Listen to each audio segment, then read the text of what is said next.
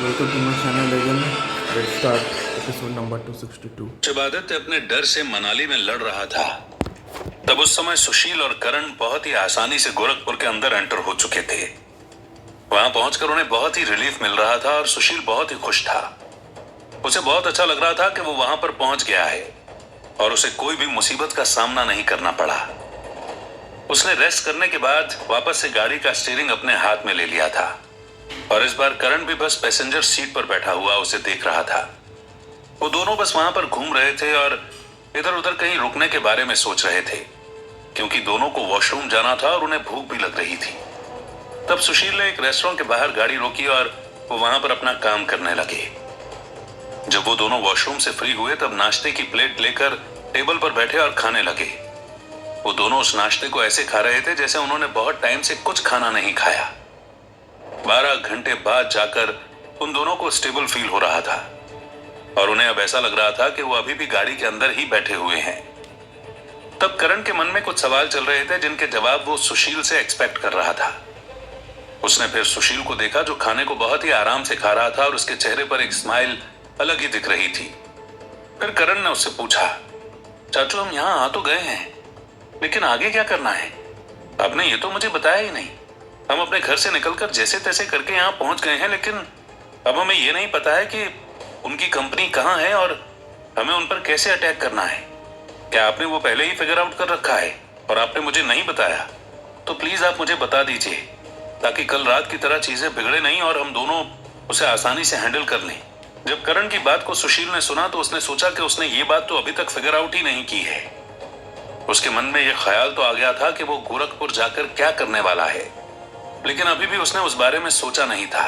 उसने सोचा कि उसे कुछ भी प्लान जल्दी से करना पड़ेगा, क्योंकि करण का कहना सही है कि अगर कल रात जैसे चीजें बिगड़ गईं, तो वो इस बार उनको हैंडल नहीं कर पाएगा। कल वो अपने घर में था और अपने पापा को कन्विंस करने की पावर उसके पास थी, लेकिन अब वो अपने घर से बहुत दूर है और अगर यहाँ पर कुछ भी गलत हुआ तो वो शायद कुछ भी कंट्रोल नहीं कर पाएगा। वो बस करण के चेहरे पर देख रहा था, जो कि बहुत ही क्यूरियोसिटी से उसकी तरफ ही देख रहा था और उसके मन में अभी भी कुछ सवाल थे जो वो सुशील से पूछना चाहता था, लेकिन वो चुप बैठा था और उसके घाव अभी भी वैसे ही दिख रहे थे जैसे कल रात को थे। और तब सुशील ने कुछ सोचकर कहा, तुम उसकी चिंता मत करो करण, मैंने सोच लिया है कि हमें क्या करना है। पहले हम जाकर उनकी कंपनी में चेक करते हैं कि वहां किस तरीके की कंडीशन है और वो रहते कहां पर हैं, क्योंकि मुझे बस उनकी कंपनी का नाम पता है। हम दोनों के पास फोन नहीं है तो हमें किसी से पूछते हुए ही वहां पर पहुंचना होगा और फिर वहां पहुंचकर हम अपना प्लान ऑफ अटैक सोचेंगे। तुम चिंता मत करो, जो होना है वो आज के दिन में ही हो जाएगा और होगा तो हम कल ही यहां से भाग जाएंगे, क्योंकि जैसे ही आदित्य को इस बारे में पता चलेगा कि हमने उसके परिवार को बर्बाद कर दिया है और उन पर हमला किया है तो वो भागता हुआ यहां पर आएगा। लेकिन अगर वो फ्लाइट भी पकड़ लेगा तो भी उसे आने में 2 घंटे लगेंगे और तब तक का टाइम हमारे पास सफिशिएंट रहेगा। बस तुम कोई गलती मत करना और ज्यादा भावनाओं में मत बहना जैसे कल रात को बह गए थे। कल भी तुम्हें बीच में आने की कोई जरूरत नहीं थी। इन सारी चीजों को तुम अभी समझते नहीं हो। कल रात को भी अगर चीजें ज्यादा बिगड़ जाती तो तुम्हारा ही नुकसान होता, इसलिए तुम अब अपने आप को थोड़ा कंट्रोल करना। सुशील की इस बात को सुनकर करण को थोड़ा सा बुरा लगा। उसने सोचा था कि कल रात को जब उसने अपनी बहादुरी दिखाई थी और सही काम किया था तो उसके लिए उसके चाचू को अच्छा लगा होगा, लेकिन यहाँ पर वो उसे कह रहे हैं कि उसे अपनी भावनाओं को कंट्रोल करना पड़ेगा, तो ये तो बिल्कुल उल्टी ही बात हो गई। उसे पता था कि अभी वो ना तो उसका कोई विरोध कर सकता है और ना ही उसे किसी चीज के बारे में कोई जवाब दे सकता है। अभी उसके लिए सारी चीजों का कर्ता धर्ता सुशील ही है और वही डिसाइड करेगा कि चीजें आगे कैसे करनी है। वो तो बस उसके लिए एक कठपुतली है जो उसके इशारों पर नाचेगी। 1-2 बार के लिए उसके मन में कार चलाते वक्त ये बात आई भी थी कि वो खुद आगे चलकर लीड ले ले और सुशील को पीछे कर दे, लेकिन कल रात को जो हुआ और जिस तरीके से उसे अपने बॉडी पर घाव दिख रहे हैं, उसे पता था कि उसे ऐसी चीजों का एक्सपीरियंस नहीं है और अगर उसने कुछ भी होशियारी लगाकर गलत काम कर दिया तो फिर सब कुछ बिगड़ जाएगा। इसीलिए उसे शांति से रहना पड़ेगा और सुशील की बात ही सुननी पड़ेगी। जब उसके मन में यह ख्याल आ रहा था तो वो फिर से खाना खाना कंटिन्यू करने लगा। सुशील उसे देखकर समझ गया था कि उसके मन में क्या चल रहा है, पर फिर भी उसने उस बात पर ज्यादा ध्यान नहीं दिया और वो भी खाना खाने लगा। थोड़ी देर में वो दोनों वहां से फ्री हो गए और तब सुशील ने रेस्टोरेंट पर ही शंकर कंसल्टेंसी सर्विस का एड्रेस पूछ लिया। रेस्टोरेंट वाले ने उन्हें वहां का पता बता दिया और फिर सुशील और करण कार में बैठकर वहां के लिए निकल गए। वो धीरे धीरे करके गाड़ी चला रहा था और दोनों आसपास गोरखपुर को देख रहे थे। उनके हिसाब से गोरखपुर गुड़गांव से अलग नहीं था और उन्हें ज्यादा फर्क नहीं पड़ रहा था, लेकिन करण बाहर देखकर इस बात को समझ सकता था कि इंडिया का हर शहर कितना अलग हो सकता है। वो अपने शहर में बहुत ही आसानी से घूमता था और उसे किसी भी चीज का डर नहीं था। वहीं वो आज इस अनजान शहर में घूम रहा है और एक ऑब्जेक्टिव से आया है जिसे उसे जल्दी से पूरा करना है। उसके मन में कहीं ना कहीं ये बात चल रही थी कि बख्शी सर यहां पर भी आ सकते हैं और कुछ भी कर सकते हैं, लेकिन उसे यह भी पता था कि वो यहां पर अगर आना चाहते तो पहले ही उन्हें निकलने नहीं देते। उसे लग रहा था कि जैसे बख्शी सर को भी इस चीज का विश्वास एक पल के लिए हो गया था कि वो दोनों अपना मिशन कंप्लीट किए बिना मानेंगे नहीं, और इसलिए उन्होंने मजबूरी में उन लोगों को जाने दिया था।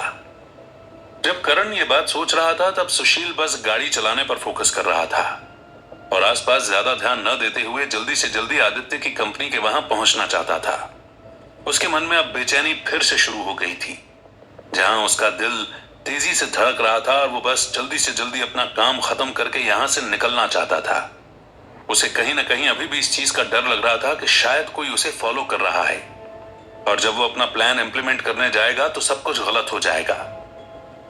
लेकिन उसे पता था कि उसे सोच समझकर कदम उठाना है और शांति से सारी चीजें सोचनी है, क्योंकि अगर उसने ऐसा कर लिया तो शायद फिर उसे कोई नहीं रोक पाएगा, चाहे वो आदित्य ही क्यों ना हो। यही बात सोचकर वो धीरे धीरे गाड़ी चलाता रहा और थोड़ी ही देर में वो दोनों शंकर कंसल्टेंसी सर्विस की बिल्डिंग के बाहर जाकर रुक गए। जब उन दोनों ने उस ग्रे कलर की बिल्डिंग को देखा तो दोनों को ही विश्वास नहीं हुआ कि आदित्य की इतनी बड़ी कंपनी है। सुशील के मन में ख्याल आया कि फिर वो गुड़गांव में क्यों रह रहा है। वहीं करण भी ये सोचने लगा कि वो इतना अमीर होने के बावजूद भी बिल्कुल फटीचर के जैसा क्यों रहता है। वो बस इस चीज को अपने अपने मन में सोच रहे थे, लेकिन उन्होंने एक दूसरे से कुछ नहीं कहा। वो बस कंपनी में अंदर और बाहर आते हुए लोगों को नोटिस कर रहे थे और उनके मूवमेंट पर ध्यान दे रहे थे।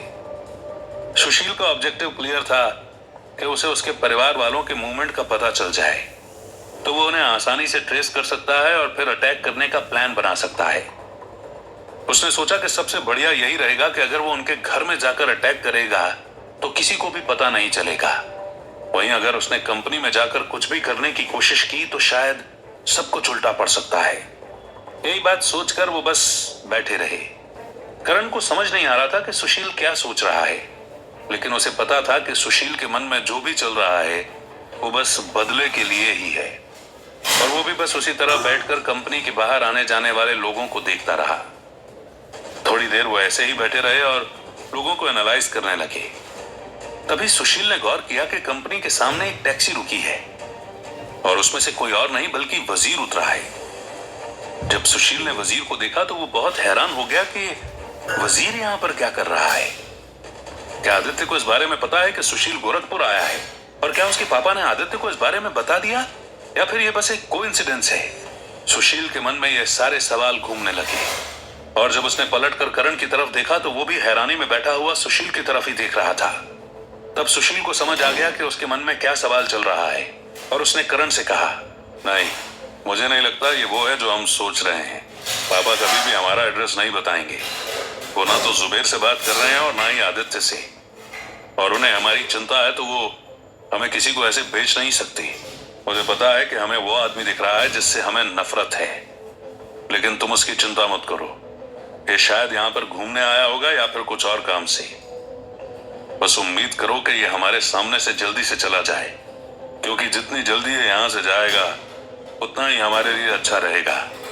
नहीं तो हमें इस पर भी अटैक करके इसे मारना होगा और अपने रास्ते से हटाना होगा।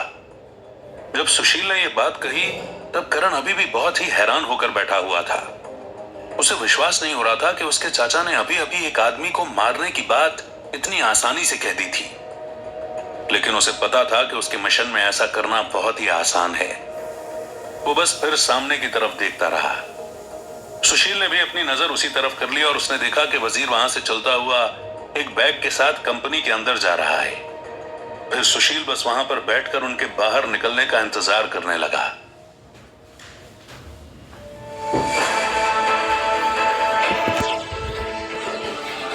Thanks for your next episode.